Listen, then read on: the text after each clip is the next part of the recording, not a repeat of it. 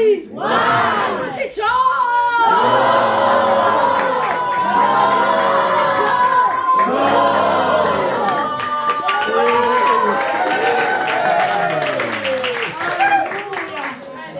Ngiyabingelela bazalwane ngokuthi egameni lika Jesu. Bingelelo singabe egameni lika Jesu. Umama uThelezi. Haleluya. Kanye nobaba uThelezi. Haleluya. Ela nje sibashayela izandla bazalwane.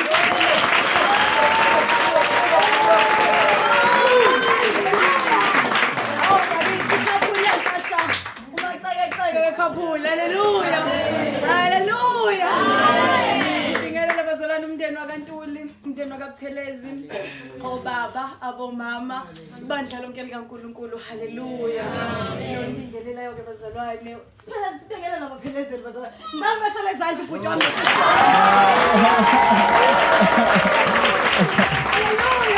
Hallelujah. Senze iphutha. Hallelujah.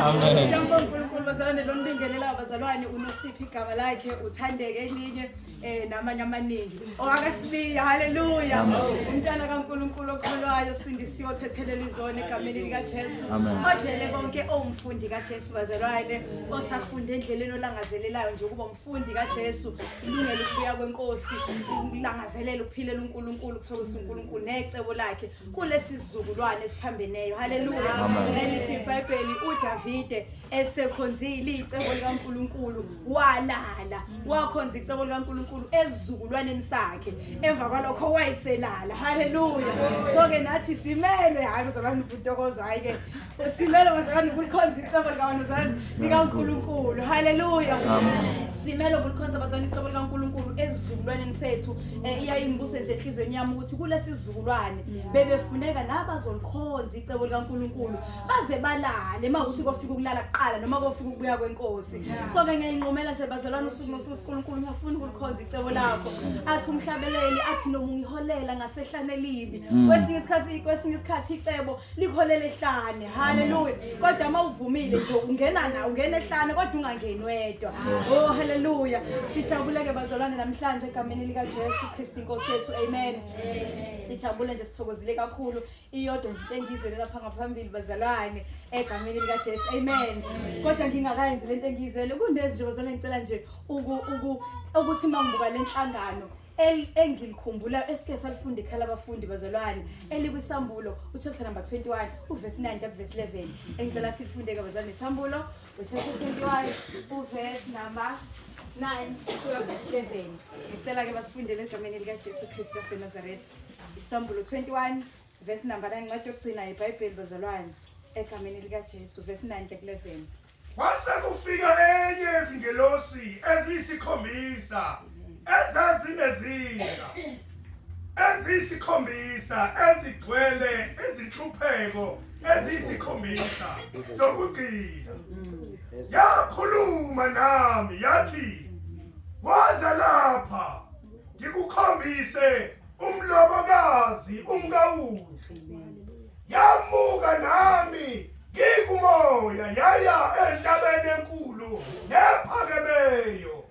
Yangikhombisa umuzi ongcwele waseJerusalema wehla ezulwini kuNkulunkulu. Unenkazimulo kaNkulunkulu. Ukukhazimula kwawo kwakunjengetshe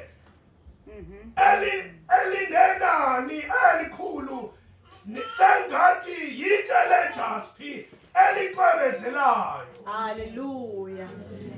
Bazalwane lana uthi uJohane umphostoli uthi ingelosi yamkhombisa yathi woza ngikhombise umlobokazi umkawundu. Iwundu njengoba sazi inkosi yethu uJesu Kristu. Haleluya. Uthi ke ngizokukhombisa umlobokazi umkawundu. Kuke kwaba nento exoxwa ke khala abafundi ukuthi kahle ubani umkawundu ngokwezwi kaNkulunkulu. Haleluya. Kwavela ukuthi hayi umkawundu thina besazi ukuthi yithi siyibandla singabantwana bakaNkulunkulu. Kodwa kwathi masifunda lelizwi namanye sawafunda uthi kuJohane ngizokukhombisa umlobokazi hayo njengomlobokazi umlobokazi umkawundu athi ngesingisi the wife of the lamb. Haleluya. Uthi mayisemkhombisa ke uthi la ku verse 9 uthi yathi ingelosi isho kuJohane woza lapha ngikukhombisa umlobokazi umkaWundlu bese sithi verse 10 uthi yamuka nami ngikumoya yaye entabeni enkulu nephakeme yangikhombisa umuzi ongcwele waseJerusalem wehle ezulwini kuNkulunkulu haleluya so ke ubungalindele ukuthi makuthoza ukubonisa umkaWundlu kuzovela thina akuveli thina kuvela iJerusalem elisha haleluya uyena ke lo umkaWundlu bezalwane uthi mayiqhubeka uthelungisiwe ehlotshisiwe haleluya uthi emaingena obekade ewusisi Mantuli osewumama ubuthelezi haleluya ubone ukuthi ulungisiwe haleluya ulungisela umnyeni wakhe haleluya ngakhumbula iJerusalem elungisiwe bazalwane elungiselwe umnyeni walo iWundlu haleluya thina ke singenaphi siyohlala kule iJerusalem elisha haleluya sisemalungiselelweni bazalwane sidelizwe sidelo kwalo siyasindiswa siyayihlambulula siyayingcwelisa sikholwa uJesu sifundizwi siyakholwa uNkulunkulu sihlangana usuku nosuku sishisekela ukwenza intando kaNkulunkulu why sisemalungiselweni okuyohlanganyela sihlale kuleli iJerusalem elisha sihlanganyele kule nkazimulo ezayo haleluya ngoba lenkonzo yenzeka namhlanje bazalwane iwumfuzesela walokho kusazokwenzeka useze umshado weWundlu bazalwane so ke manje kanjena siyakhunjuza ukuthi asingasali asilungiselela usuku nosuku sizingcwelise sizilungisisise obengakaphenduka kholo uJesu obesekholwa aqhubekela ngazela uNkulunkulu afuna uNkulunkulu ukuze singasali emshadweni weWundlu esiwulindele thina sonke haleluya haleluya amen oh haleluya kunobaba basasengenza lokho engikuzeleke manje haleluya kunobaba lapha eBhayibhelini umkhulu wethu okuthiwa uDavide konje uDavide wayenzani bazalwane izinto nje wayeyini wayenzani okumbala nje sikhumbulayo nje sikhumbuzane kancane bazalwane ukuthi uDavide wayenzani wayeyini bazalwane wayeyinkosi yes my brother wayeyinkosi umalusi haleluya umhlabeleli haleluya prophet haleluya poet haleluya hawu ake shaya izandla bazalwane enkulu haleluya samkhandeka bazalwane sizokwenza lokho kokuvela ekugcineni ukuthi waphinde abe yipoet haleluya hayi phela ngeke yenziwe yimina bazalwane ngizo-introduce bazalwane umzalwane ohambe enyathelweni zenkosi umkhulu wethu uDavide inkosi uDavide onalento nje yokuba yipoet haleluya uzoshola inkondlo bazalwane igama lakhe uSiphesihle haleluya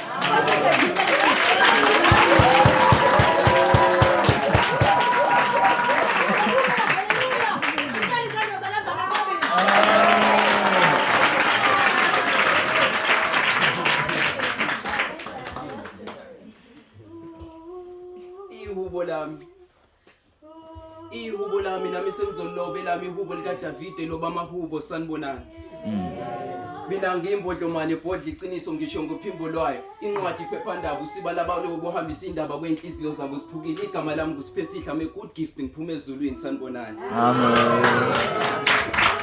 ihubo lami makabongwe umduduzo umoya ingcwele ohlezi kimoya kuba kimi phakathi ongisizayo ongilwelayo ongikhulekelayo ongivikelayo akalala kuzila kaphila amandla uyanginakekela ukhulula umphefumulo wami ukubhujisweni aphililise nomzimba wami ufayo udumo lungolwakhe namandla nenkazimulo kuze kube phakade amen inkondlo zami sesithungatha umongo ukuphila emagameni amen inkondlo zami azini nomphakathi zilwa nephakathi ongilalela ngicela ngilasise ngendlebe kanhliziyo